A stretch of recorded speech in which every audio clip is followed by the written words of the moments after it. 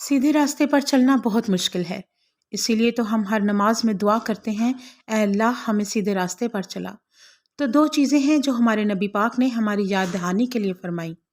فرماتے ہیں آدم کی اولاد مرد ہو یا عورت، یکرہ الموت، موت سے نفرت کرتے ہیں۔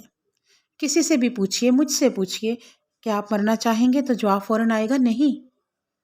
وہ موت سے نفرت کرتے ہیں جبکہ موت میں ان کی بہتری ہے۔ سبحان اللہ۔ اور دوسری چیز جو ہمارے نبی نے فرمائی وَيَكْرَهُ الْقِلَّةَ الْمَالِ، اور وہ تھوڑے مال سے اور تھوڑی دولت کو بھی پسند نہیں کرتے۔ حالانکہ تھوڑے مال کا مطلب ہے تھوڑا حساب، تھوڑے سوالات۔